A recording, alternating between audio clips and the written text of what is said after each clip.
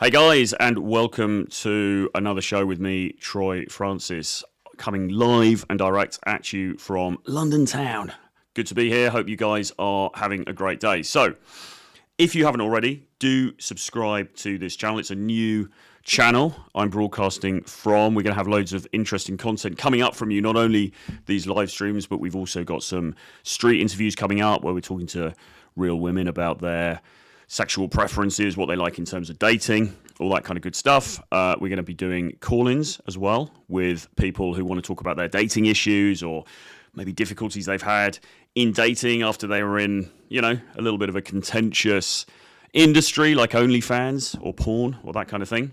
And basically, we're going to be delving into the depths of the modern dating marketplace to really figure out what's going on and figure out what solutions we've got for men and for women as well, because we are all suffering at the moment. This is not an easy marketplace for anybody. Although, in saying that, I did a poll yesterday on Twitter. I wonder if I can bring it up. I did a poll yesterday on Twitter, and I asked people if they thought it was harder for men or women in dating. And the results, I've got to say, were pretty conclusive that it's guys that have a harder time of it in dating. Now, of course, let me see if I can just find the results for you here. Now, of course, this is probably somewhat skewed because the audience that I've got on Twitter is largely, not entirely, but largely male. So it's probably somewhat skewed by that. But nevertheless, the numbers don't lie. So let's just have a look at this. Here we go. Who has a tougher time? Okay, right. So there you go. Have a look at that. So I did a poll. Who has it tougher in dating in 2023? Men, overwhelmingly, 73.8%. Women, people said 7%. And it's equally bad for both. 20%, okay, that's not insubstantial. And that was 225 votes, so, not a terribly sized poll. So a lot of people think that men have it tougher, and you can get that, can't you? I understand that. Men, and as I say, let's remember, probably most of the people that answered that were men, so there's that as well. But men certainly have a very tough time at the front end in terms of dating, because women, as we know, are the gatekeepers of sex. So women are the people who are making the decisions about basically what dude's going to get laid and what dude isn't. Okay, so guys are finding it increasingly difficult because women's standards are getting higher and higher and higher, as we said yesterday. But of course, women also have the problem of commitment. All right, and women have the problem of, I want this top tier guy. Okay, he's chatting with me on Tinder, or he's chatting with me in DMs on Instagram or whatever. But is he actually gonna, even if we sleep together, is he actually gonna commit to me? Okay, and so women have more of a problem at the back end, if you like. Okay, can I actually make something out of this? Can I make something longer term and more committed out of, yeah, I might have loads of interest in me, but where does that really go? Anyway, in today's show, we have got a number of very juicy things to go through. So we're going to be talking about not one, but two instances of women cheating on partners who are stuck in the hospital, which is pretty nuts, pretty dispiriting, to be honest. So if you want to talk about the cruelties of the sexual marketplace, then this is a very good place to start. So we're going to have a look at two stories from Reddit on that. Then we're going to be looking a little bit more into female delusion that we were talking about yesterday. And we're going to be going through a video that talks, I think, very eloquently about the current state of affairs in dating. And we're going to see what the content creator has to say about that. If you've got any comments or questions, put them into the chat and I will get to them as we go through the show. This is a new channel. There's only about 50 people, 50 loyal subscribers so far. So thank you very much to all of you people who have subscribed. And if you haven't subscribed yet, then please do subscribe. Like this video, give me a comment, give me a thumbs up, and share the video as well, and share the channel with your friends, because obviously we want to grow this and push it up the algorithm as quickly as we can. And maybe I'll even get monetized this time. Who knows? So without further ado, let's have a look at this. So we got a couple of stories here that I found on Reddit. The thing is, right, if you really want to despair of humanity and the state of the human race and the human condition, really all you need to do is go onto Reddit and scroll through for a few hours, and you'll just be completely dispirited, because some of the stuff you read on there, and listen, I know people say it's Reddit, some of it's exaggerated, people put posts on there that are trolls, and there's this kind of thing, but I mean, still, some of the stuff you see on there is just unbelievable. So there's a couple of things here. Let's have a look. Okay, all right, this one's been locked. That's so annoying. Okay, right, this guy, it looks like he's locked the post. Basically, right, so what happened was, this guy, 24-year-old male, was in hospital for a fairly serious operation, I think. He had to stay in he was in for at least a week and maybe even a couple of weeks. Anyway, his girlfriend, who he'd been with for a number of years, contacted him. It was like day one, and contacted him and basically said, listen, I'm not going to be able to come today because I'm going out for a party later. We're going out, we're having a few drinks. And he was like, yeah, fine, no worries, because he was going to be obviously in bed. He was going to be sedated. He didn't think there was a lot she could really do anyway. So he was like, fine, no worries, have a good time, not a problem. It then turns out, and I think from memory what happened was she admitted this sort of under duress later because he found out some stuff through friends. It then turned out that she had been in bed. She'd gone to a party, or she'd gone out for the night. They'd all had a few drinks, okay, and this is while the boyfriend's in hospital, okay.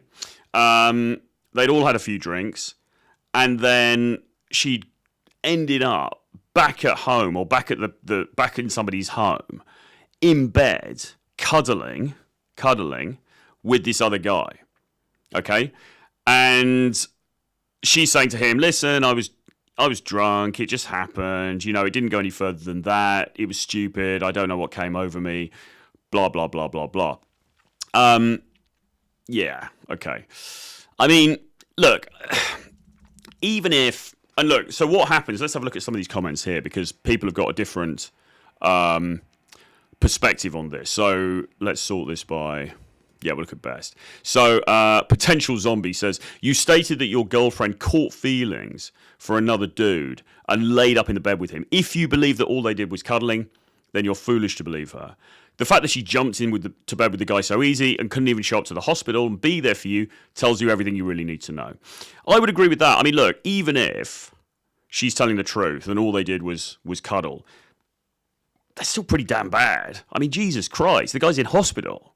I mean, if there's one moment when a girlfriend is meant to be there for you, okay, it's presumably when you're laying in a bloody hospital bed. I mean, surely, whatever measure you're looking at relationships on, surely when somebody's actually incapacitated with a medical condition in a medical facility, the person that they're with, particularly if they've been there for any length of time, should come and support them, right? Or should at least not be getting hammered and getting into bed with some other guy. I mean, it's kind of mind-blowing, isn't it? It seems very, very straightforward to me.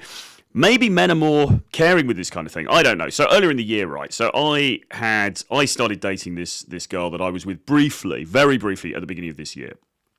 And when and at the time, she got sepsis in one of her fingers. I think it's sepsis. That condition where there's a problem with the blood, and it was very painful, and it kept getting infected, and it kept sort of like blowing up, becoming, what's the word? It kept blowing up like a balloon, basically. And when that happens, it gets very painful, and she started to get symptoms of getting into a fever, and that apparently can be very dangerous because it can then escalate, and you can, it's not good. So I think in the brief time that we were hanging out, she went into hospital one time, and her mother went to look after her and everything. And then it flared up again a few days later. We'd been out or something a couple of nights before. Then it flared up again. and she had to go back. You know, she was messaging me and she was like, oh, I don't know what to do. Should I go into the hospital? Should I not?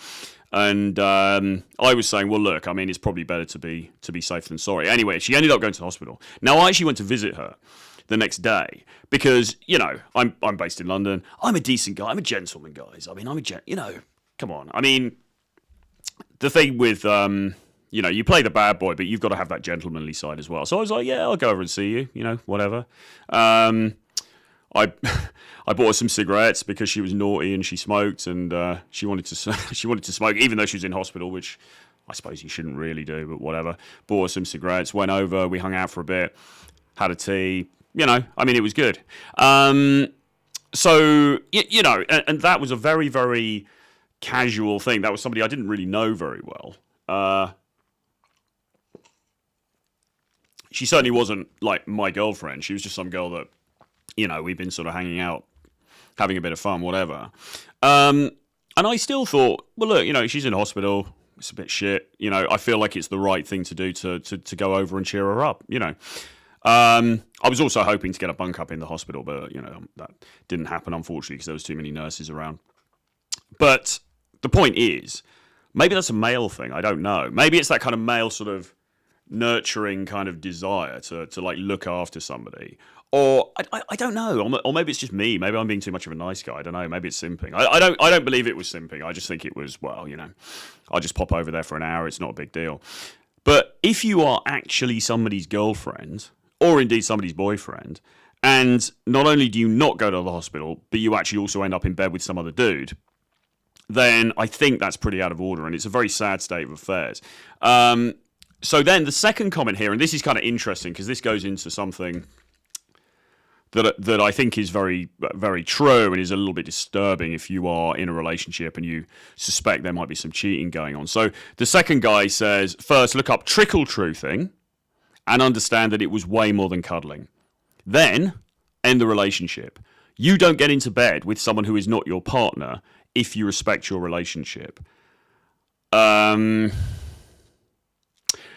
her comment about right, okay, so this was in the original text. This was in the original post, which he's logged. But he says, adding her comment about she hasn't been single independent enough as when we met she was 19 and she's got cheaters FOMO. All right, so there's a couple of really, really interesting things there for me. So the first thing is this trickle truthing. So trickle truthing, in fact, let me just Google it and see if we can bring it up. So basically what trickle truthing is when somebody is caught out in a bad behavior.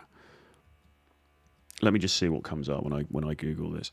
Somebody gets caught out in a bad behavior, and instead of admitting the whole thing, they admit the minimum that they have to admit in order to...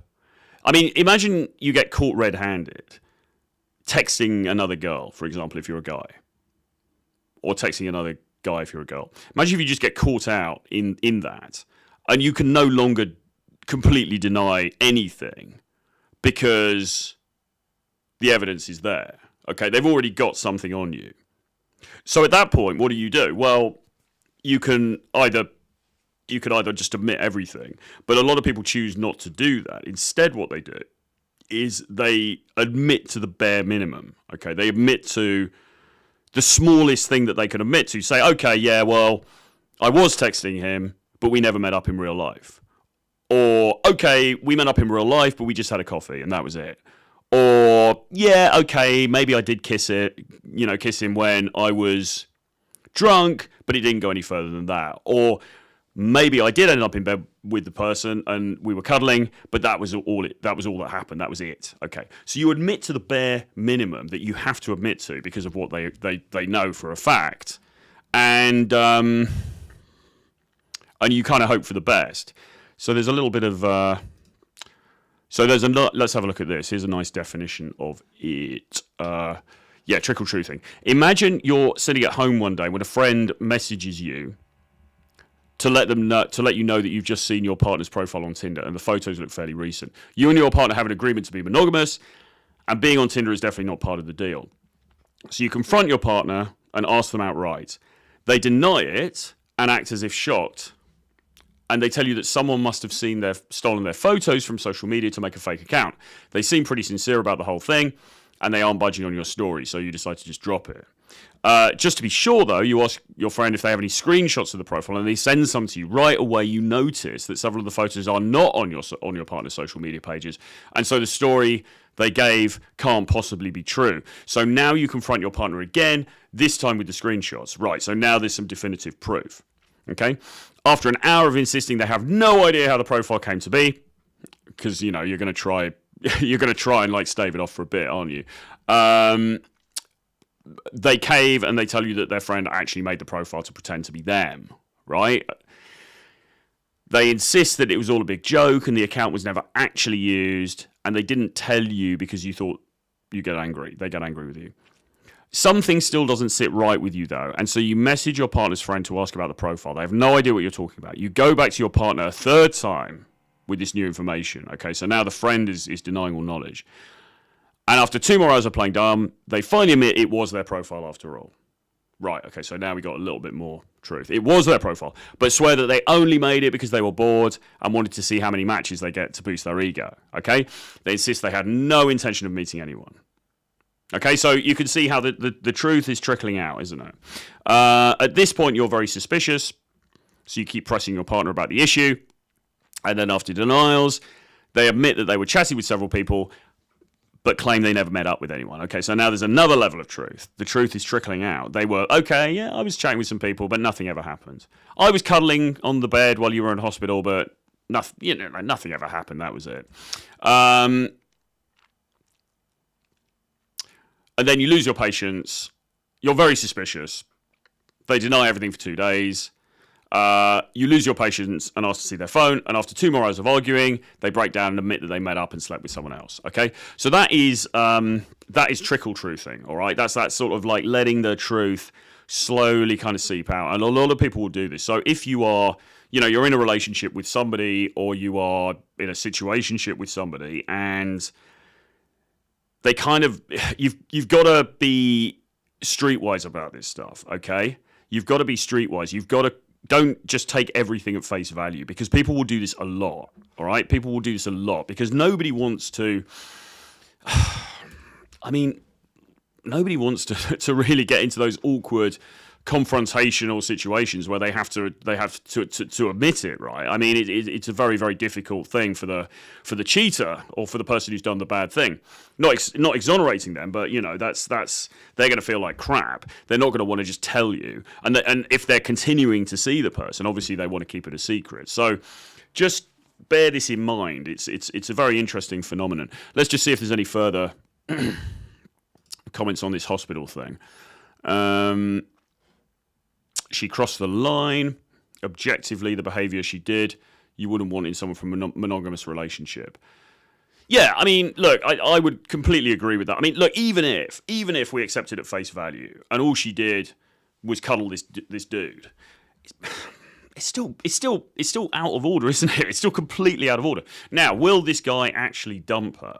Would this guy actually get rid of her for that basis? He absolutely should. Let's be honest. There's zero excuse for him not to kick her to the curb at this point. Okay, absolutely zero excuse.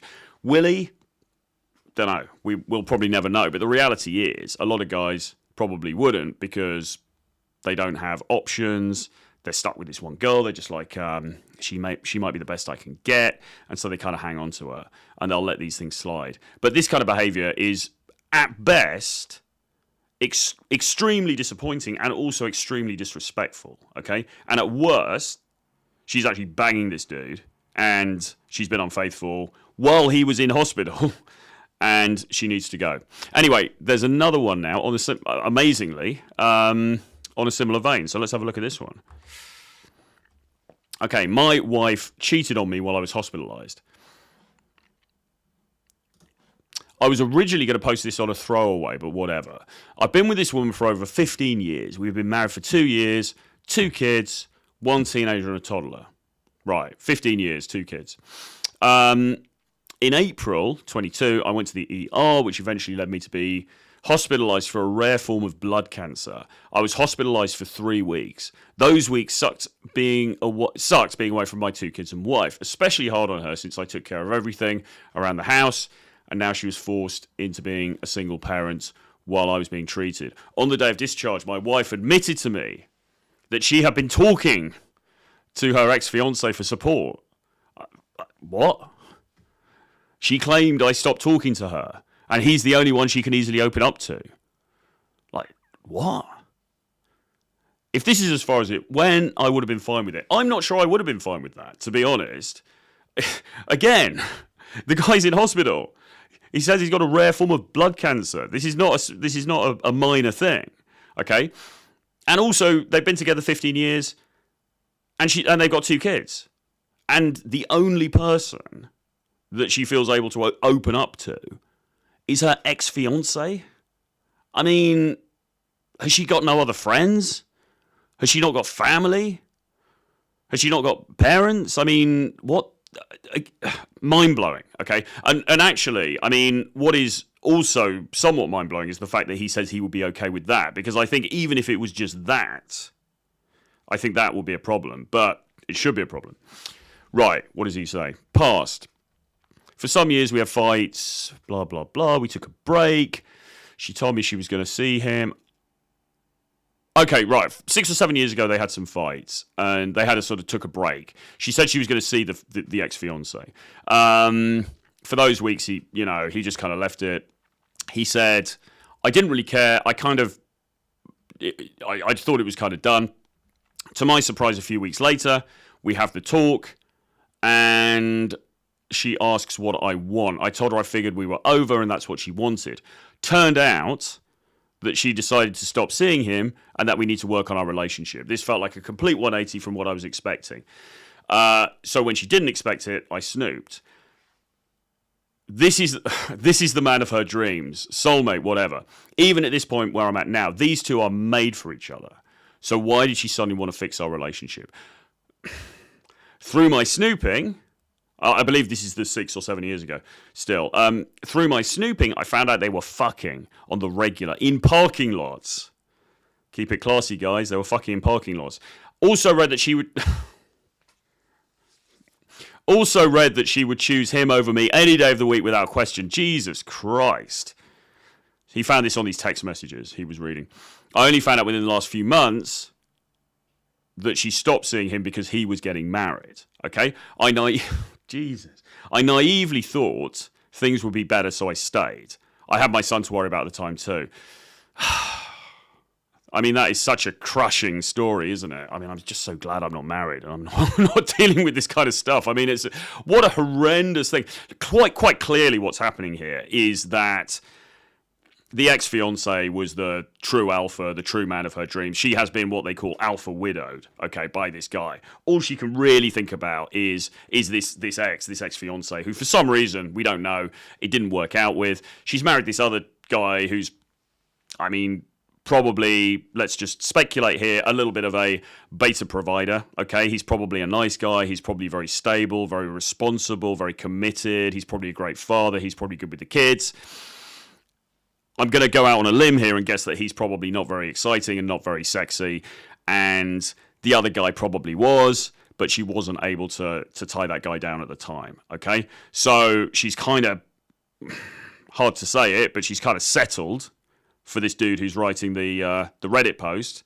But really, if she could have had her way, she would have been with the the more exciting, sexually alluring, Chad-like ex-fiancé, who now, probably to her disappointment, 6 or 7 years ago, then said he was marrying someone else. I mean, that must have been, crap for her, but whatever. So then she probably, with her tail between her legs, goes back to the chump husband, just like, well, okay, here we go.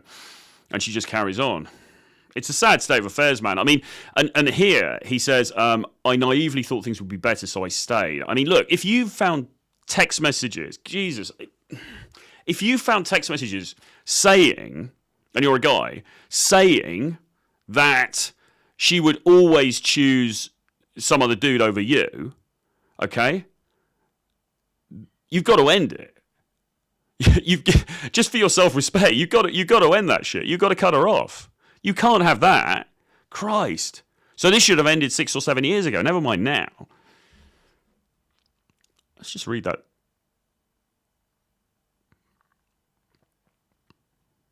Yeah, they were fucking on the regular. This is 6 or 7 years ago. How did he take her back after that? Well, he said he had his son to worry about, but Christ, man. I mean, if that happens to you, man, you've got to. There's no question that relationship is over. There is no question. You can't even the fact. There's not even the sort of excuse of, well, they were just having sex, whatever. Not that will be an excuse, but there's not even that. She's also said she would always choose this other dude over her husband, and yet the husband took her back. Incredible. Unbelievable. Anyway, after the hospital release. So she says then she tells him he's in the hospital, remember, and she's gone to the ex-fiancé for support. The support of his dick, I would imagine.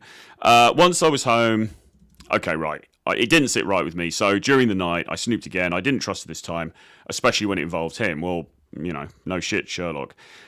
It started off innocently enough. So they found messages talking about my condition and how hard it was for her doing the single parent thing. Then it broke into how she missed him in their relationship, and he went all on the things that he missed about her. She sent him nudes. Talked about how much they missed their sex life. After reading for a while, I couldn't anymore. But the thing that hurt the most was reading. She didn't even miss me. The fact that it was just the fact that I wasn't around to help her in the house. That broke me. For the next few nights, I made an excuse not to sleep in the same bed as her. Told I was too used to sleeping alone. After the first week home, she asked if she could go to see him. She reassured me that it was all friendly. Not to look like the possessive husband, I agreed. I mean, this guy, Jesus Christ. I mean, it's mind-blowing, really. This guy needed to grow a backbone 7 years ago, to be fair, and get rid of this woman. But then after reading all this stuff, so it's happened once, now she's been sending this dude nudes, she's been saying, like, she didn't even miss the husband. They were reminiscing about their sex life and all this sort of stuff. And then she's done this thing where she's left him in the hospital where she's talking to this fiancé when she's in the hospital. And now she's asking if she can go to see him again. And he's gone, yeah, okay, because he didn't want to look like a possessive husband. Well, you are her husband, for God's sake. You are her husband. I mean, like, she's... Like, it's not about being possessive. It's not about being super controlling. It's just like, look, she shouldn't be sending nudes to some other dude and then going to visit him. And that just shouldn't be part of the deal. It's not about you being possessive. It's about she's not respecting the fundamental bounds of what the agreement is between the two of you. I mean, it's inconceivable. This is terrible that this is, that he's allowed this to continue, or that she's felt that she can get away with this behavior. Anyway, so after the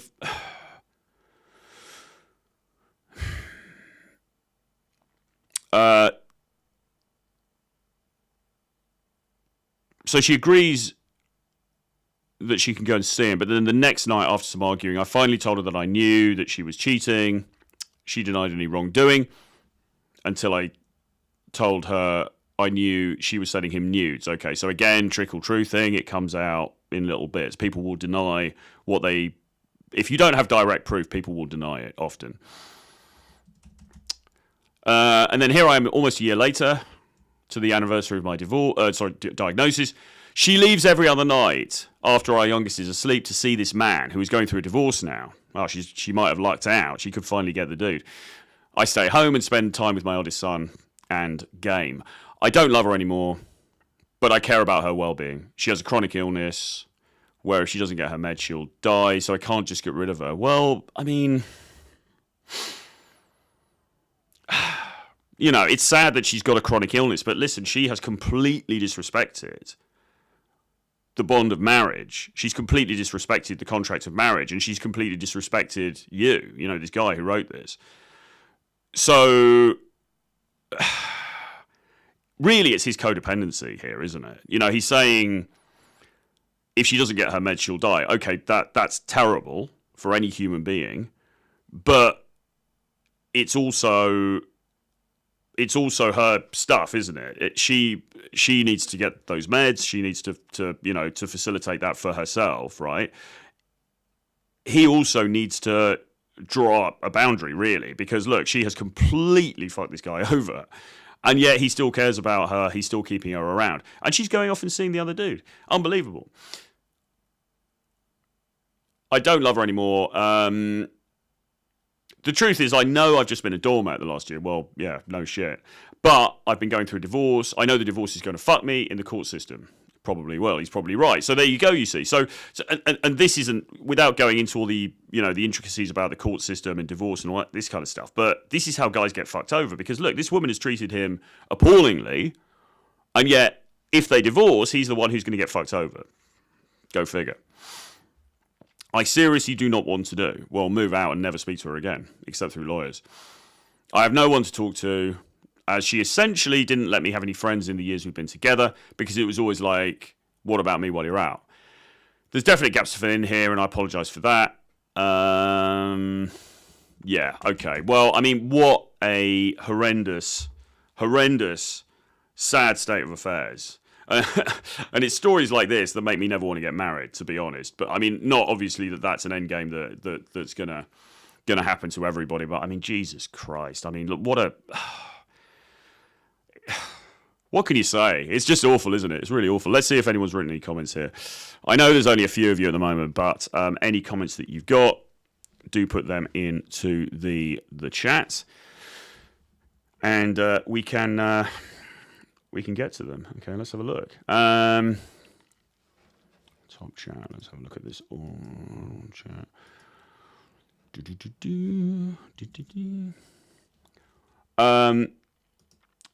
Yeah, so Brooklyn says he needs to leave her. That's whack. Guy in the hospital should have. The cuddles. Okay, right. He's talking about the girlfriend one. This is going back a little bit. How do we scroll through this?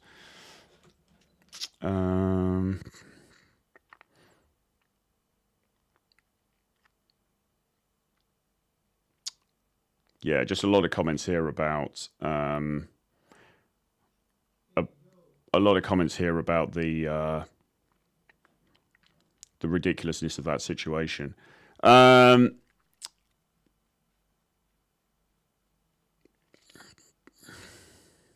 Be possessive in those situations. Key word is husband. She's yours, not his. What the fuck? I mean, yeah, I agree. I mean, look, I mean, you're married, okay? I mean, that should mean something. It's not like, what was I? I was reading something the other day that was making a very good point about exactly this kind of situation. It's like, look, you are the husband, right? You are the main man in this situation. It's not like about being possessive. It's not about being some kind of whatever control freak. It's just like, look, I'm your husband, right? You should not be dallying with some other dude, some other ex-fiance, sending him nudes, sleeping with him, fucking him in the parking lot, telling him he's better than me. That just shouldn't be part of the deal. It's not about being possessive. It's just like, you have overstepped the mark. I mean, not overstepped the mark. You've like ripped up the mark and thrown it out the window and set it on fire. I mean, it's just crazy. So Paco says, good day, Troy. 9 years ago, I had a motorcycle accident. I broke my back, ribs, needing cars and help to stand up and pee. My girlfriend at the time, instead of caring for me, found it inconvenient. I found another girl who liked me and helped me change the girl. Yes, indeed. I mean, look, it is very depressing that this kind of thing happens. Now, if you were going to be super kind of dark triad about this, you might say, well, actually, women don't like it very much when a guy is incapacitated, okay? Women don't like it very much for a guy to show vulnerability, and obviously illness is a form of vulnerability. I mean, it's not a vulnerability that one brings on oneself, but the guy is now capacitated. If you think about that from a sort of hunter-gatherer frame of mind, that guy is now out of action. He is not there to be able to protect. He's not there to be able to provide. He's not there to be able to ward off invading tribes or whatever used to go on in those days. Okay, now I know obviously things are very different now, but we've talked before about the fact that women seem to be very able to move on from breakups. Okay, to sort of just very calculatedly kind of finish with this guy, right, I'm on to the next, okay, fine, no problem. And we'll do another show where we talk about, men being the true romantics, but it seems to be the case, all right? And I'm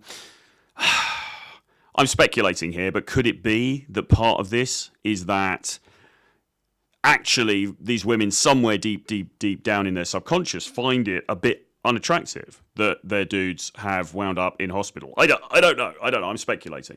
Or it's just kind of convenience because the guy, maybe she wasn't that into the guy. I mean, it certainly seems like the married guy with the, the woman with the ex-fiance probably just wasn't that into him anyway, right? She basically preferred the ex-fiance. She kind of wished it all worked out with him. It didn't. So as soon as she gets the chance, she's back there and on his dick, right? So that seems pretty clear cut. With the other girl, harder to say. We don't know the girlfriend and boyfriend situation, but it might be the same thing. She was kind of like getting a bit fed up with this guy anyway. He's away. She has a few drinks. She ends up in bed with some other dude. Tough times, guys. I mean, this is when you need the most support. This is when a relationship is meant to come into its own. Surely, when you're incapacitated. I mean, Christ.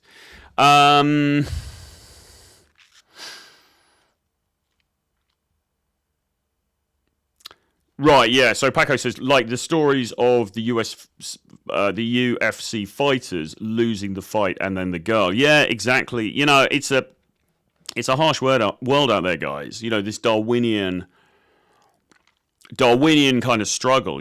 And strength and dominance are attractive. Okay, and if you cease to display those in however that takes its form, it's not a good thing, right? Brooklyn says, honestly, I think a lot of women these days are selfish. If she was feminine and nursing back to health, it would strengthen the bond. Yeah, absolutely. And that's just what you would hope would happen, isn't it? To be honest. I mean, I don't know. It's a crazy world out there. It really is. So let's have a look because I want to shift topic slightly now and talk about something else. Okay, so moving on from yesterday, we were talking about the difficulties in the dating marketplace, and we were talking about women moving through different phases in their lives. And to that end, I wanted to just share a graph, or a chart rather, by Rollo Tomassi, godfather of the manosphere, the author of The Rational Male, who put together this timeline. Okay, this timeline for women's what women look for through their lives. Okay, if you're a man, let me know if you think this is accurate. If you're a woman, especially, let me know if you think this is accurate. But I think it's pretty accurate. It seems to align with a lot of what I've observed. What's that thing there? It seems to align with a lot of what I've observed. Okay, so what's this saying? So basically, we've got the ages along the bottom here, from 18 all the way through to 50. And this first section here, it says alpha, short term. Okay, so 18 to ages of 18 to 20, this is break. So the party years, Rollo puts as being between 20 and about 26, 27-ish, 28. And he says this is the women's peak sexual market value. Okay, so during this period, she is looking for alpha males. Okay, she's looking for top tier, genetic, dominant, probably somewhat dark triad guys who are not looking to settle down anytime soon for that period of time, okay, during her party years.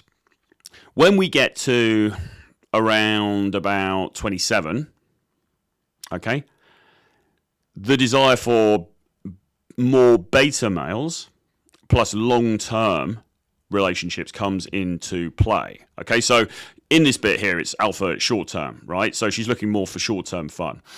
Get to about 27, and you go into her epiphany phase.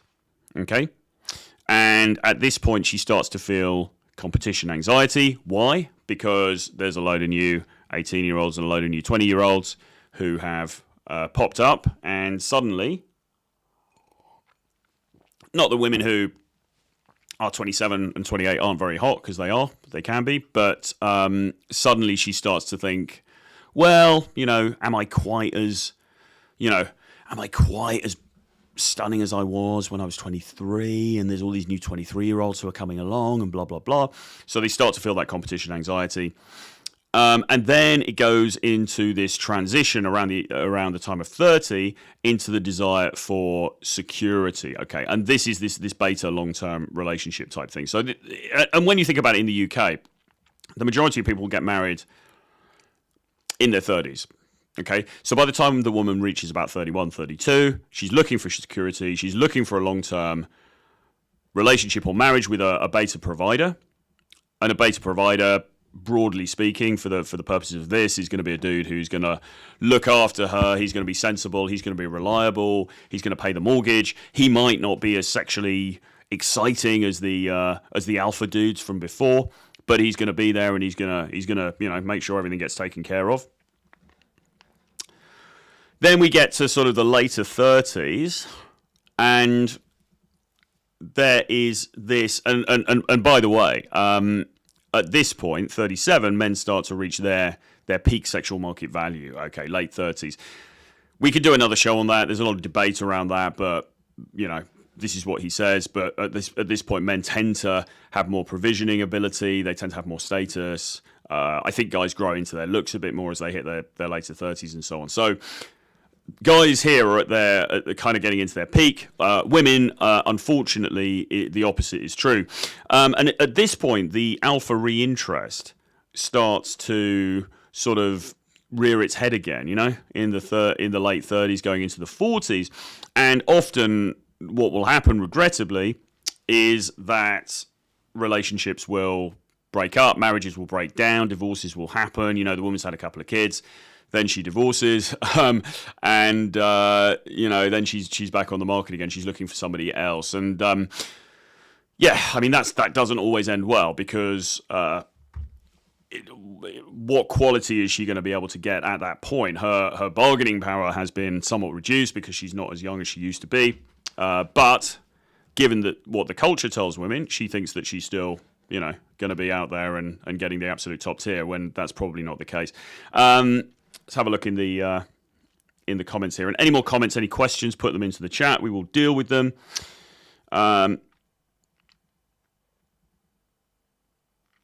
So Brooklyn says, I think that looks pretty accurate from a 34-year-old woman. Thanks, Brooke. I think it is. I think it is, broadly speaking. Obviously, you can give or take a year or two here, but I think it basically seems to be the trajectory, certainly that I've seen with women that I've known, and girlfriends and friends of mine, and so on and so forth. So yeah, I think it makes a lot of sense.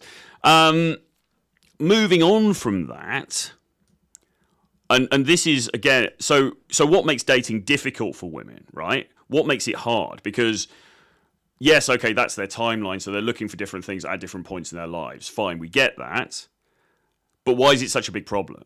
If women are the gender who are able to obtain sex very easily, and I know they say men are the gatekeepers of commitment, but to be honest, if you're an attractive woman and the sex is pretty good, and also you're nice and pleasant, it shouldn't really be that hard to transform that from just sex into a relationship. That kind of thing happens a lot. So why is there such a big problem here? Well, partly it's because women tend to want two things at the same time. They have this dual mating strategy, so they're looking for the guy who is the rugged, sexy, devil-may-care, risk-taking, slightly dangerous alpha, okay, on the one hand, but they're also looking for the guy who is the stable provider, who's going to be great to look after the kids and all of that good stuff. And it can be very difficult to find both of those qualities in the same guy, all right? So that's one problem. The other problem, though, and this seems to be becoming more marked as time goes on, is what you might call female. This is what you might call female delusion. So let's have a little look at a video about that. Here we go. This is from. This is the standard. This is from a channel called Ho_math. Ho_math. Great title. Female delusion chart. It is a tool for bringing balance back to the dating market. The standard female delusion chart is replacing the old chart because there was some confusion. Here's how the chart works. We all know that only a few people are very dumb, most people are average, and a few people are very smart. This creates a shape called a bell curve. It works the same way with other traits like height and attractiveness. Most people are average. I received a lot of constructive feedback about the old chart. I was told that men and women match up evenly, but that's only true in long-term relationships. So this is how a woman would see men that she knows, maybe 25 men at most. The other 4 billion men, however, she would see like this. As you can see, most of us are disgusting. So this speaks to what I was talking about yesterday, which is that women find 80% of men.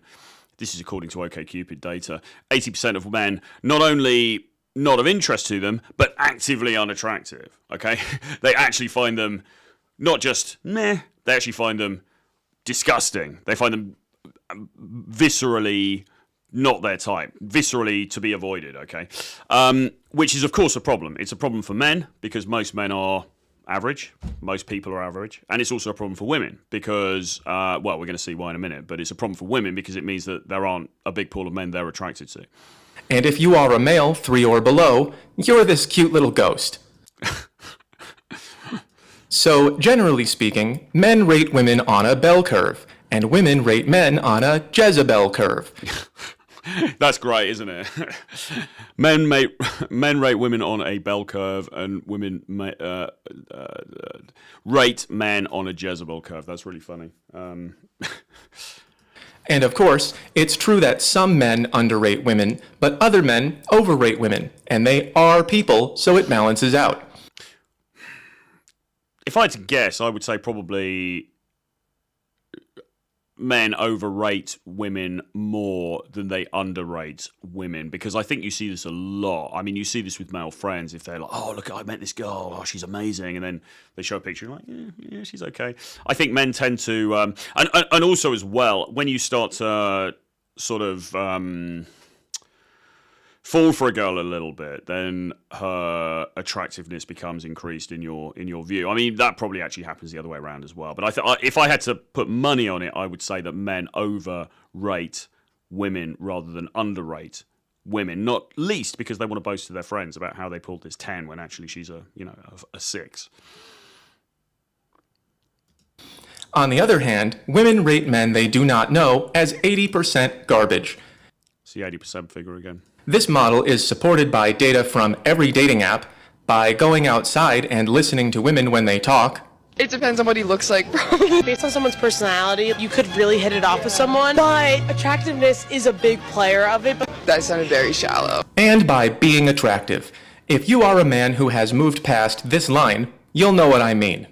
The standard female delusion chart can help keep women out of the sleeper zone, where they languish in emotional neglect, waiting for commitment that was never coming. It works by correcting ludicrous female perceptions, like this. Okay, so what he's getting at here is that, and we'll see more content as we go forward, but because women frequently today have an overrated sense of their own value in the dating, in terms of sexual market value, they will then target men who are objectively probably out of their league, okay? And those men might sleep with them because guys will often sleep with women who are available just because, but those guys don't necessarily want anything further with those women, okay? And this is a problem for women because she can waste a lot of her 20s or even her 30s holding out for dudes who aren't actually going to give that commitment at the end of the day. So it's a problem for men because most men are deselected just by default but it's also a problem for women because women are increasingly finding more and more dudes just completely unattractive. And this is where the whole "where have all the good men gone" thing comes from, in part because if you're not seeing 80% of men, if they're all invisible to you, then there's not a huge market out there to choose from. Let's go through the chart piece by piece. You can pause on each one to let them sink in. This is how men see women. Normal. This is how women see men. Brutal. This is how women see themselves. Delusional. Right, okay. So they see themselves as being significantly more attractive than they objectively are. And this is how women rate other women publicly, everyone's a 10, and privately. So intersexual competition or intrasexual competition is really interesting, actually. I've just been listening to a chapter on it in Why Women Have Sex by Dr. David Buss and Cindy Measton, which is a great book. And they're talking about female competition, female intrasexual competition over sex or intrasexual competition. And it's pretty fascinating and it's pretty brutal, to be honest. Women do compete pretty ferociously in that market. I'll go into more detail in an upcoming video on YouTube. For now, feel free to take a screenshot and use the chart yourself. Just make sure to credit me or I will sue. I'm also creating a comprehensive rating system to help everyone know their level. Once you know your score, just use this equalized chart to find your match. So, assuming standard female delusion, a female 6 matches with a male she sees as 3.8, a female 8 matches with a male she sees as 6.5, and a female 2 probably has hobbies, or an adorable fur baby. The standard female delusion chart can go a long way towards correcting female ridiculousness, but only if you're honest. If the standard female delusion chart makes you mad, stay mad forever. It's great for the algorithm. I'll be back soon with instructions for giving a fair rating. Okay, well, there you go. So, yeah, so this is just exacerbating the problem, isn't it? And he mentioned something that's quite interesting there, which is this tendency for women today to just rate everybody as a 10. Everybody's a 10. You're perfect. You're a queen. You're a boss babe. You're amazing, okay? And so there isn't really, publicly, there isn't a lot of sort of honesty or like actual kind of, no, well, actually, you're this level, really, you're that, you could improve, you could lose a bit of weight, you could do this. None of that's really going on because everybody is a queen. Everybody's perfect in their own way, okay? Under the surface, though, women are viciously sexually competitive and they will do subtle or not so subtle things in order to tear down rivals, okay? But on the surface, everyone's great. It's all brilliant. It's a wonderful utopia. Let us now, what time are we on? Let's now have a look at a very wonderful video here by somebody called Real Alex Clark. I think I don't know very much about Alex Clark, but I've subscribed to her channel now, so hopefully I'll be watching more of her content. But this I thought was a really good video, so I wanted to just go through this and react to this. So let's have a look, because she, I think, sums up very well a lot of what's actually going on out there at the moment. And you're thinking, well, let's get back to the beginning. If you're a single girl out here in these streets and you're a single girl out here in these streets, yeah, I love pretending to do an American accent, but the point she's making are really good. You're thinking, am I crazy? Or are these guys like not even wanting to date and hook up, let alone get married? Am I the problem? Are we why these men don't want to get married? I have good news and bad news. The good news is you're not crazy. The bad news is it's worse than you thought. The very minuscule amount of kingpin level good men, the ones that are actually husband material, are almost certainly already married, about to be, or here's your very grim reality check, rotting away to near extinction. There goes our last man. So that point that she's just made about a lot of them are married, actually, I heard Michael Sartain making a similar point recently on Access Vegas, where he was saying the same thing. Like women are going for these top 80% dudes. A lot of them are already married. And interestingly enough, apparently 30% of men on Tinder are also already married, which is pretty crazy as well.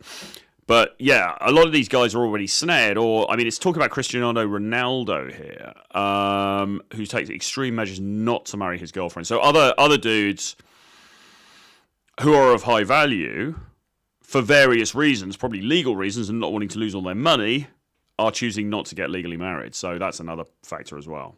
This is the elite top tier that these women are looking for. Way to near extinction. There goes our last male. Oh my god, I hate Alex Clark. She's so dramatic. Am I? Is it me? Am I the drama? I don't think I'm the drama. Maybe I am. Turns out, the large majority of men 18 to 30 years old are single by choice. You're not crazy after all. Don't believe me? A new Pew Research study found that 63% of men don't want to pursue any sort of relationship with women. That means serious or casual. They literally feel no motivation to leave their house, period. You know things are bad when guys think a booty call is too much work. Okay, but to be fair, how many guys are actually being offered booty calls? It's not like there's all of these guys out there and these women are ringing them up all the time and offering them sex and they're not taking it up. It's not like that, is it? I mean, as we said, the 80% are invisible.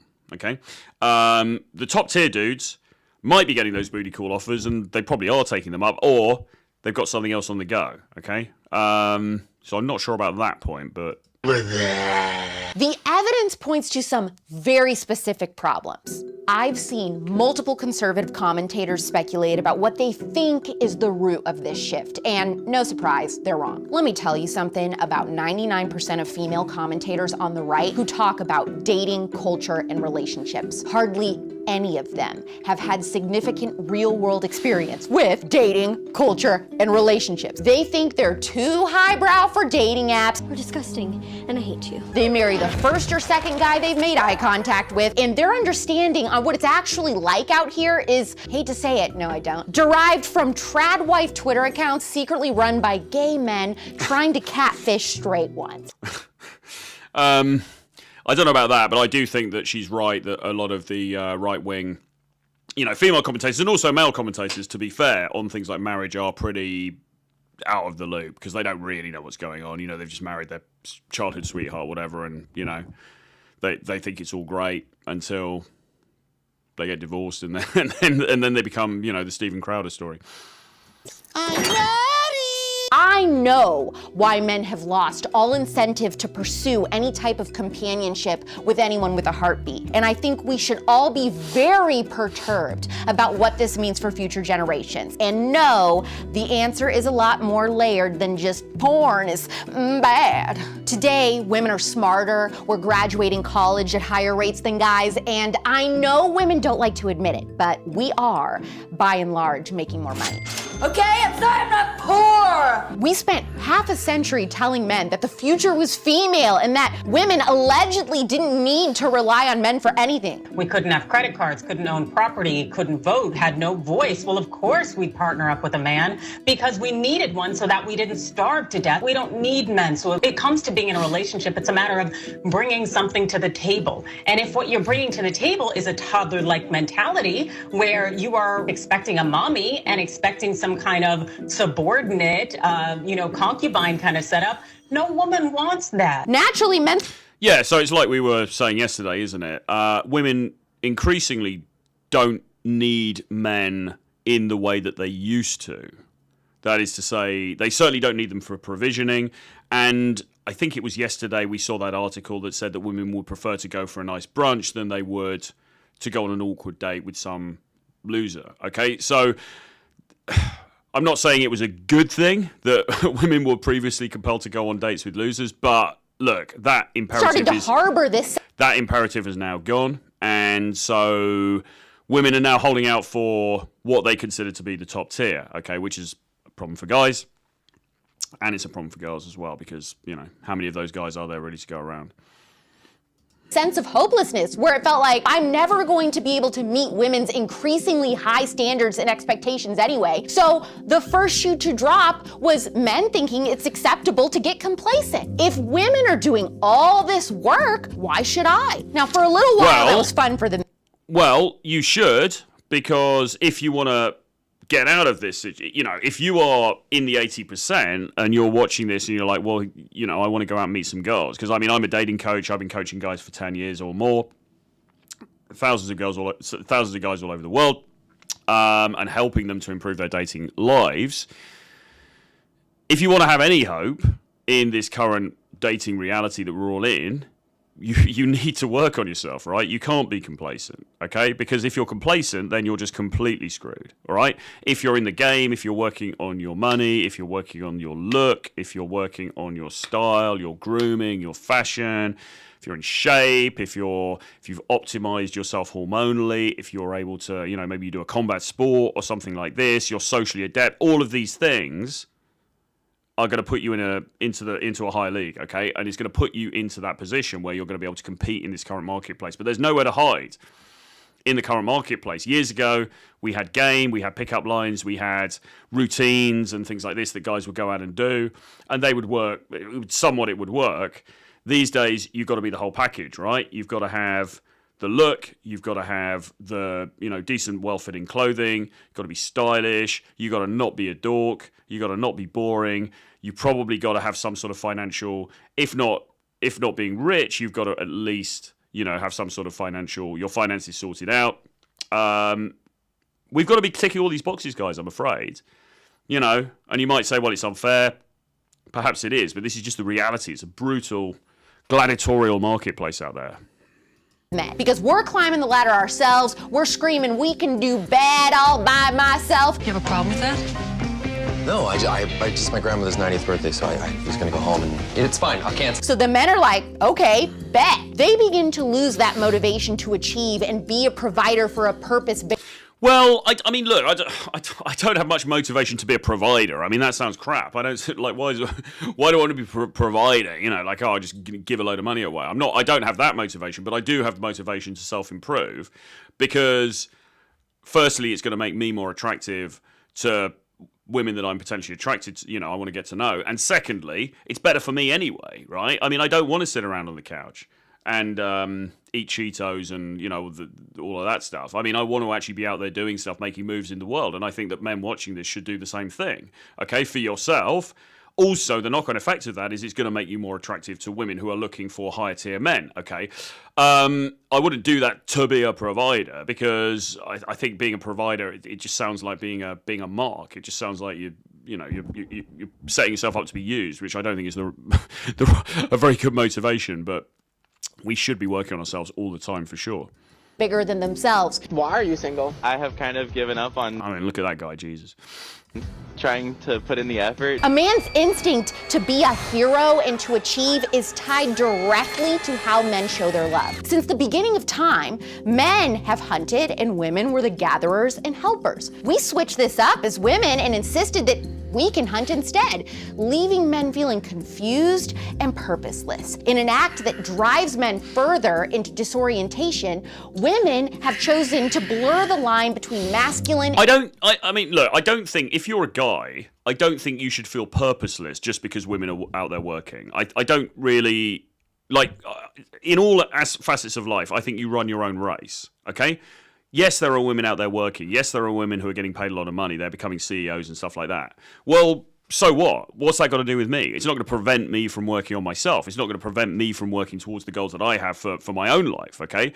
So I don't see why that should be relevant, really. I think, as a guy, right, self-improvement. Mark Manson said this. The writer Mark Manson said the only real dating advice is self-improvement, okay?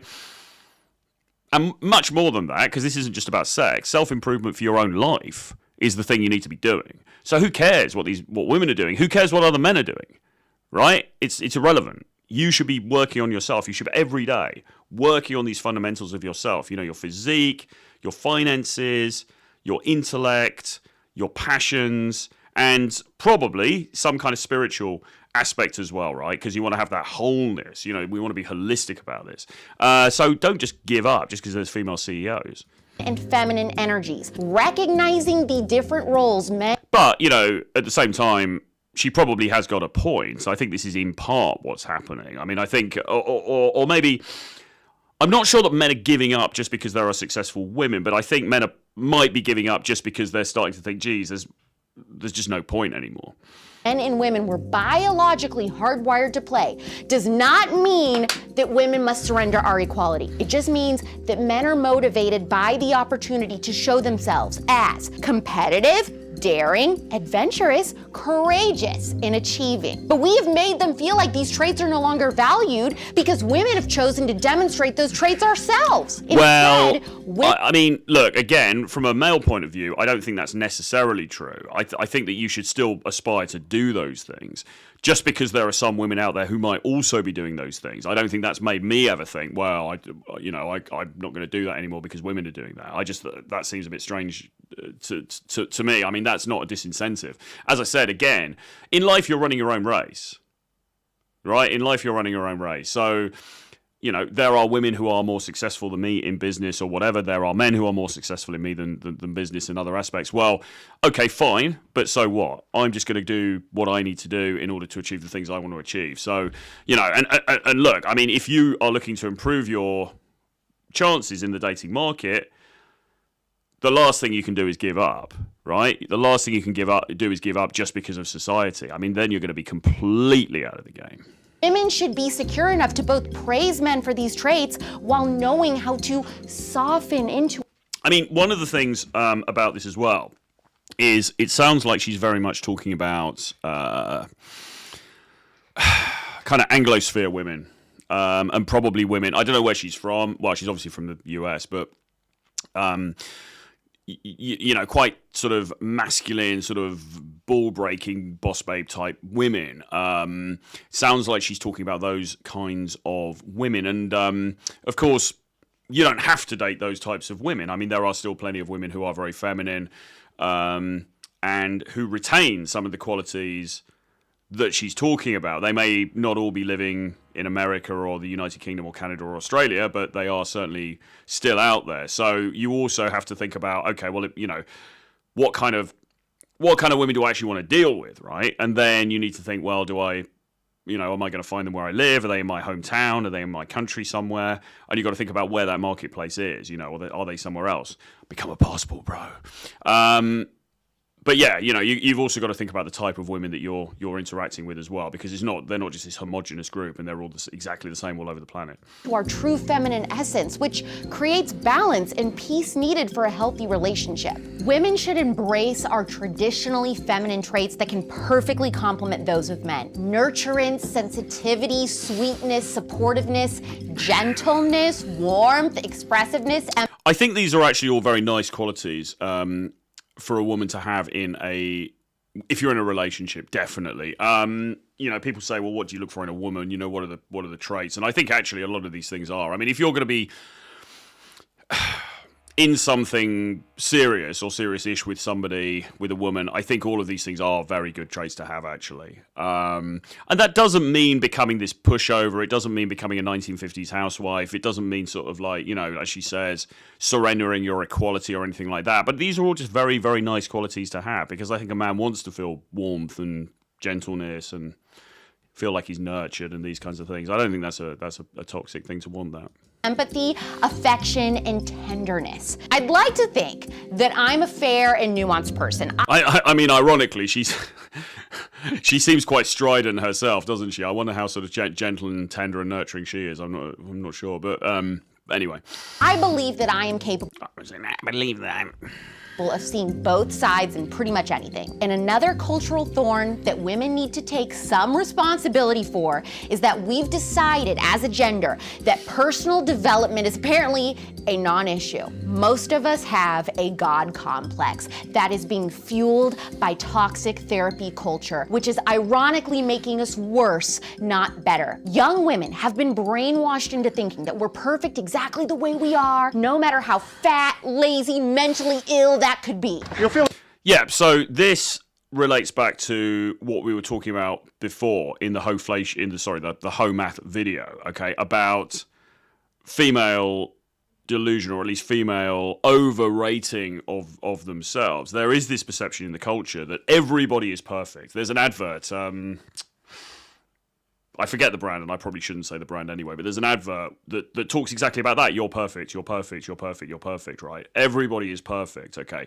Even with flaws, regardless of their body fat index, regardless of whatever, right? You're still perfect as you are. And that message is, I believe, meant, it's meant to be positive. It's probably coming from people will disagree, but I think it's probably coming from a good place, right? It's like, look, we shouldn't make people feel terrible because they don't fit into some stereotypical like norm or whatever.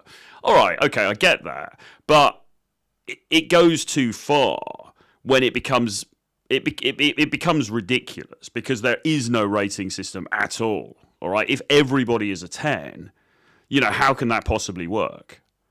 Or at least every woman is a 10, and 80% of guys are a 2, and 20% are an 8 or a 9 or something. I mean, it's the whole thing is completely skewed, and this really is one of the things that's at the root of this massive problem that we've got in dating now.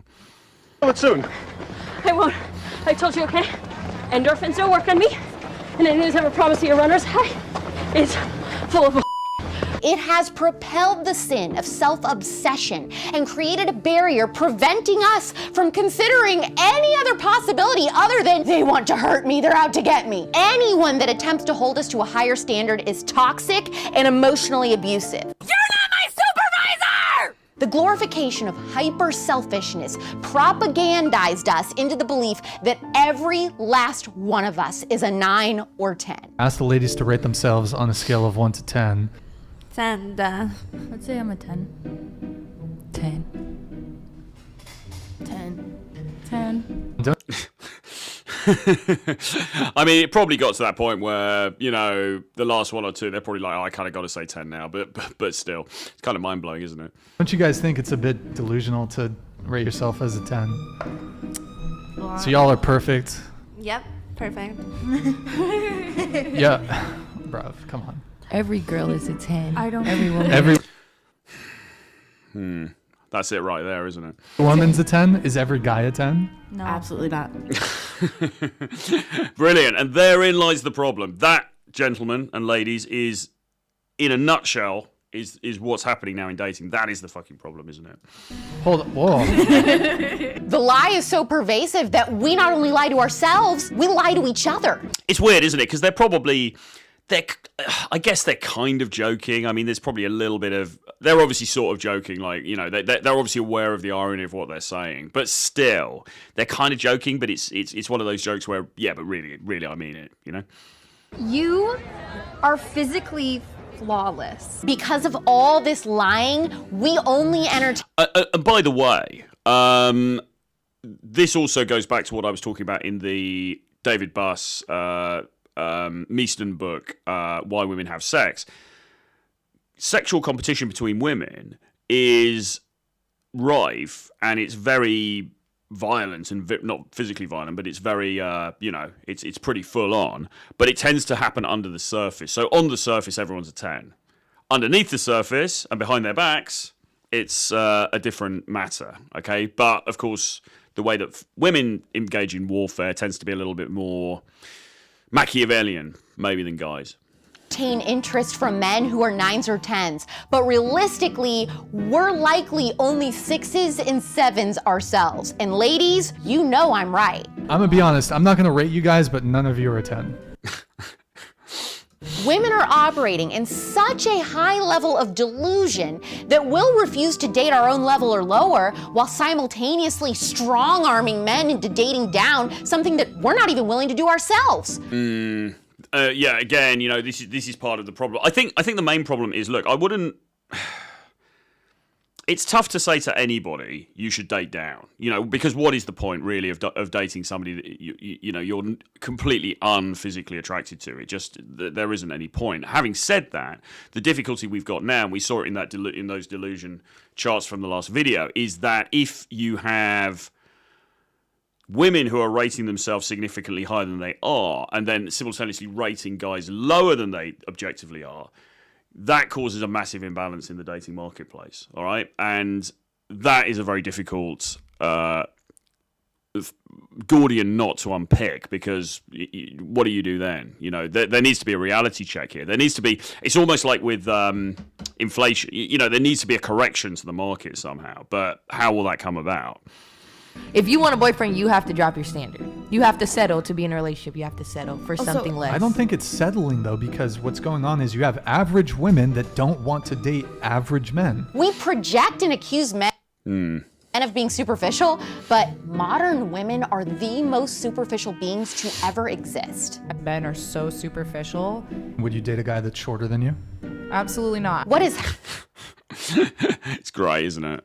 happened is women have cut out 98% of the potential dating pool and convinced themselves that they're cool sharing the top 2% of men because we'd rather perpetually be in the talking stage with a 10 than having a meaningful, fulfilling, and monogamous relationship with a 7. Yes. That's interesting, isn't it? So there's this whole thing about men, you know, women would rather share an alpha or share a high value man than they would, you know, be into a relationship with somebody who is, you know, a beta. So often in the manosphere, this gets talked about as this kind of alpha beta dichotomy, right? And when we're talking about 7s and 10s and things here, on the surface, it sounds like we're talking about just looks, but I think there's more to it than that.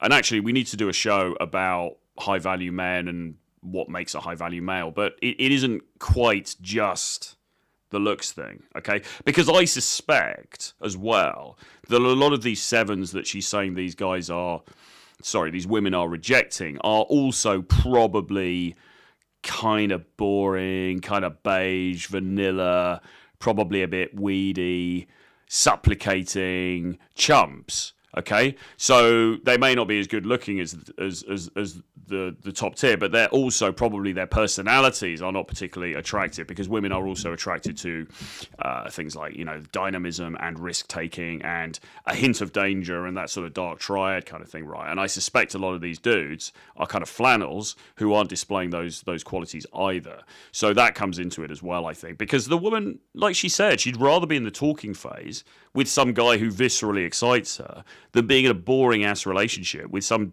idiot who has got nothing going on, you know. And in many, you know, you can't really blame them for that. I mean, because they want that feeling, they want that emotion, they want that feeling of excitement, exhilaration, etc. So if you're a guy looking to improve your dating prospects, you need to find ways to ignite that, okay? You need to find ways to create that within her, okay? You need to become that dude who's making her feel like that. Because if you're not, then, you know, you are out the running, basically.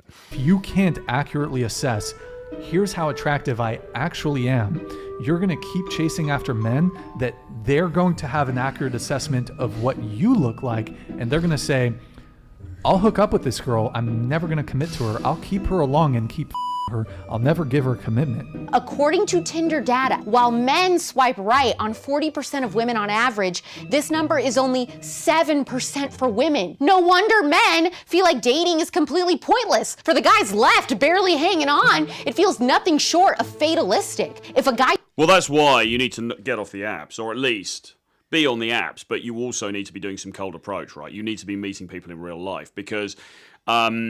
for many, many reasons, and we'll talk about cold approach. I've done many videos on it on my other channel, but it's like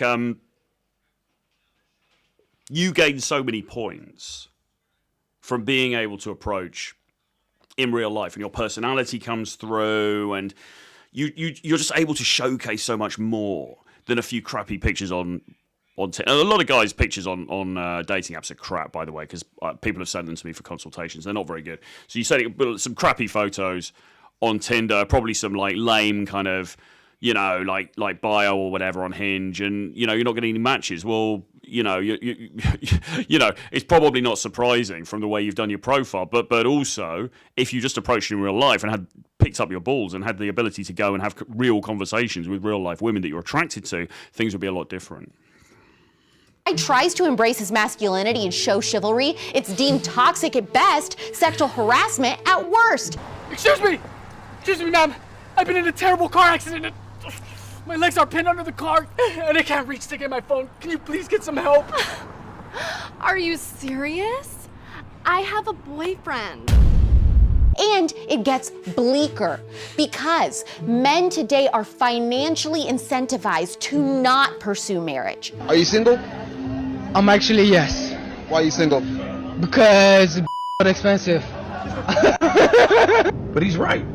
Women are 70% more likely to initiate divorce, according to the American Sociological Association. Yeah, sobering thoughts. I think I quoted 80% yesterday, so apologies for that. But I think the figure's been quoted slightly differently with different sources. But yeah, I mean, 70% is women initiating divorces is nuts.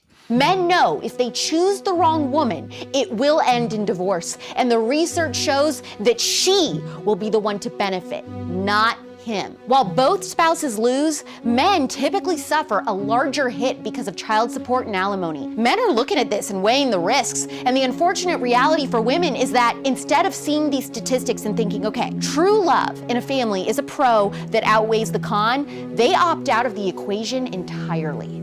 Men are more willing to put up with loneliness because in their mind, they'll still get to keep their money and dignity. Plus, thanks to the pandemic. Well, loneliness, or you develop some dating skills, you travel around, and you have a great life, and you be a bachelor, and you have different relationships, and you don't necessarily settle down, you don't have to get married, but you can have a fantastic time. I mean, I'm in my late 40s. I will hit the big 50 soon, guys. It really has got to that stage. Bad times, but my dating life all throughout my life has been fantastic. Okay, how has that happened? Well, it's a number of different things. I mean, I think I kept myself in reasonably good shape. I look decent. I have some riz. I'm able to go up and and talk and make things happen. I have other I mean, look, we'll do a whole show on this. But if you are a bachelor, if you're a guy, and you don't want to go down this route, it's not necessarily about saying, right, I'm prepared to accept loneliness. Absolutely not. The world is a very abundant place, okay, that you can have a fantastic time. And I think actually as a single guy, it's one of the best times in the history of, if not the best time ever in the history of the planet to be a single guy, because there are so many opportunities out there. Okay, but you have to think outside the box. You have to be prepared to put the work in, and you have to be willing to change. All right, but it's not a death sentence for loneliness just because you decide not to, or you decide to drop out of the race for marriage. They have learned that they can also get all of their sexual and self-esteem needs met without leaving their couch. Confidence is boosted through comments, likes, and retweets on social media. Sexual needs are met. Not so much for men, though, I don't think. I think that's looking at it through a female lens a bit. Through pornography. Why would men feel motivated to go to bars, for example, to spend their money on drinks for women who may or may not even be interested? Well, their riz is probably very bad. There's a lot of bars in New York City. You go up to someone in a bar, they're like, why are you talking to me? Yeah, but dress like that, man. Come on. You can cut to the chase with pornography. And yeah, I mean, look, you as we all know, you can't really cut to the chase with pornography. I mean, yeah, sure, pornography, whatever. I mean, it's sort of it's a poor substitute at best, isn't it? Let's be honest. I mean, I suppose some guys are using it and that's their main outlet. Maybe it seems hard to believe that they don't really want something more than that, though. I mean, it's not a very it's not a very good substitute. It's a bit like trying to smoke herbal cigarettes. I mean, yeah, it's a cigarette. It kind of looks like one. It kind of burns, but it's not the same as a proper cigarette. You know what I'm saying? It's just not it's not the same potency. It's not the same experience. So I don't think really. I don't know. Porn's a very poor substitute. Many men took advantage of the opportunity in lockdown. Fast forward 2 years later. The opportunity, what's a fap? the opportunity to knock one out continuously for 2 years during lockdown. Later, the habit has been formed, and the men are drastically different. The false identity of women and the increasing apathy of men to say.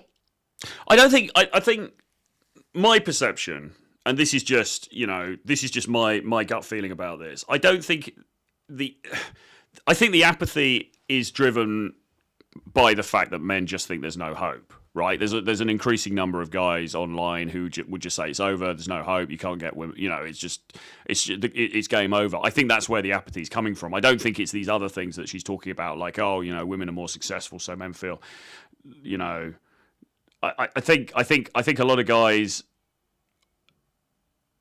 It's a complex problem. I think a lot of guys probably, firstly, they don't really have the skill set necessary to make things happen with women anyway. They may have lucked out with a few girlfriends, but they can't really replicate that. The dating apps are crap for most men. They just don't work very well for most guys for the reasons she said. They're not cold approaching. They might be living in areas where, or towns or small cities and things where the dating marketplace is not amenable to them anyway. I mean, there are cities in the United States, I know, where there are more men than women, for example. So there the dating marketplace is very competitive, okay? Or you live somewhere like Miami, for example, where there are, you know, loads of women, but there's a lot of very high-value dudes, so it's very competitive. So, you know, all of these markets, you know, they are... they can be very tricky, right? So if you're not somebody who's prepared to travel or go outside of your, you know, maybe move or go somewhere else, and you're sitting in a crappy dating environment and you're relying on the apps and you don't have a lot of riz or ability to sort of showcase charisma and flirtation and seductive skills with women, then you are, you know, going to be screwed. But the good news is those things can be taught. You know, those things can be learned. You can improve in those areas. You know, self-improvement is possible for guys. And if you self-improve and you know what you're doing, you can start to you can certainly improve your situation. You can certainly start to get dates. You can certainly start to make things happen for yourself, okay? It's 100% possible. I've had so many clients who have gone through this process successfully, okay? But you need to have the willingness and the persistence, and, you know, you need to be prepared to work on yourself. And what she's saying is a lot of dudes just aren't, because they just think, well, there's no point. Say the least, is literally adding up to human extinction at this point. Gen Z and young millennials are just not getting married. Well, I haven't got a major problem with that, to be honest. I mean, marriage is legal marriage is a crappy deal for guys, and also monogamy, if it was ever how we were designed, is certainly much more difficult now, if not really impossible, for a lifetime anyway. We are living through a serious crisis. The eligible bachelors are buying pretend land in the metaverse and subscribing to the OnlyFans of the girl next door. Yeah, I mean, look, sometimes I look at the world and the way it's going, and I start to think, you know, maybe it's about time. Maybe it's not such a bad thing that I'm the age I am. You know, I've got a couple of decades left, whatever. It's all going a little bit nuts, isn't it? It's all going a little bit sci-fi. You've got people who are buying real estate in the metaverse. You've got people with, you know, the OnlyFans thing, but the OnlyFans thing is going to get worse, because then it's going to be the OnlyFans, but it's going to be with AI content creators. So then there's not even a semblance of it being a real human being. Okay, it's not like it's a real human being and she's paying some blokes in Bangladesh to write the emails to you, but at least it's a real woman who's, you know, kind of her picture's on the account. Now it's not even a real human being. It's an AI picture. And it's AI-generated messages that are being sent to you. It's just, you know, and then you're sitting there with your real estate in the metaverse, and you're just, it's all going very, very nuts. It's all going very dystopian, and yeah, I don't know. You can't really be too exhilarated about the future, can you?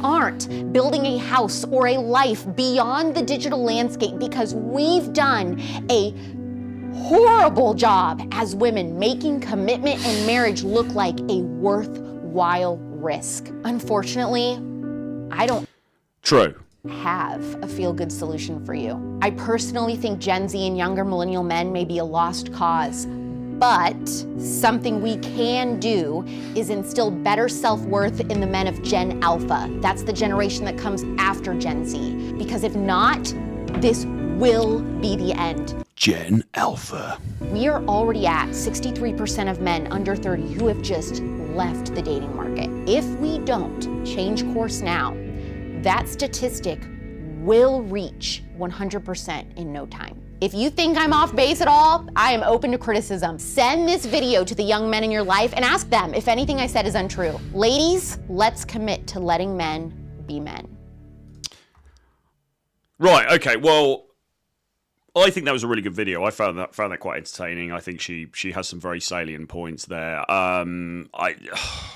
What's the solution? I mean, look, just her again. It's the problem with all of these videos is just somebody saying on YouTube, even though she's got a couple of million followers, just her saying on YouTube, "Let's let men be men." It's not going to change anything, right? I mean, maybe that's the right message, maybe it isn't. As I say, I don't think from a male perspective, I don't actually think the things that she's mentioning, I don't think should prevent men from working on themselves, working to be the best versions of themselves, and going out there and making things happen, making waves in the world and smashing it, right? And becoming beasts, right? Becoming dominant dudes who are doing fantastic, amazing things. Now, as a byproduct of that, you're more likely then to be attracting the kind of women you want, because women are attracted to do stuff. They're not attracted to a guy who's sitting on his couch fapping over AI porn and buying real estate in the metaverse. It's just not really, that's not very sexy, right? So you want to be that go-getter anyway. And even if it's not for the dating stuff, even if you have given up, or even if you're one of the 63%, and you have given up on the dating sphere, you want to be doing that stuff for yourself anyway, because we've only got one bloody life, okay? And you want to have the best experience you can while you're on the planet possible, okay? So sod what these other people are doing, sod the fact that there are female CEOs and they're bossing it and all that kind of stuff. Who cares? It doesn't matter. It's irrelevant to you, because all that's relevant to you is what you're doing, where your life is going, where, what you're achieving, what you're creating, okay? So I would put all of this sort of, if that is what you're thinking, and to be honest, I'm not sure it quite works like that. I'm not sure her analysis, it seems a little bit faulty there. I don't think guys are necessarily thinking that. I think guys are just thinking, well, I keep asking these girls out on Tinder and they keep flaking on me or ghosting, But the reality is, the dating marketplace, as we've seen, is such that you have to be top tier, okay? You have to get yourself into the elite, or you have to get as near to the elite as you possibly can if you're going to have a fighting chance out there. And it's not going to get any easier, because I can't see these societal trends just turning around anytime soon. Let us have a look and see if anybody else has written anything on here.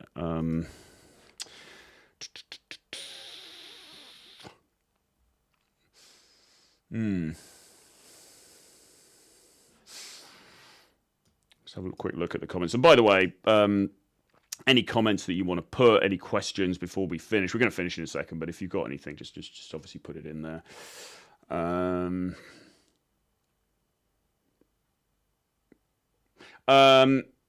That tells me that getting into the 20% of the pop of attractive men, or at least to become a contextual alpha, is easier than we think. I believe it is. I mean, there's so much doom and gloom out there with stuff like this, and particularly for guys. It's like, oh God, it's only these 20%, blah blah blah. I've got to have a Lambo. I've got to have a, Philip Patek watch. I've got to have this. I've got to have that. To be honest, what you've actually got to do is be just a bit better than the average dude, and you're going to get some results, okay? And it's not hard to be a little bit better than the average dude, because the average dude is sitting in his bedroom eating Cheetos, fapping off to AI porn and buying real estate in the metaverse, okay? So it's not actually that hard. It's not quite as bad as people think.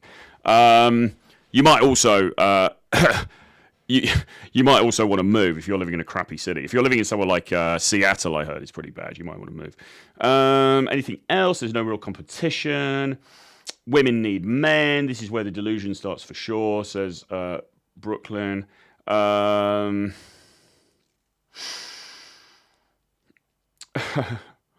says, I'm a 5. I'm happy with that. Good for you. Good for you, Brooklyn.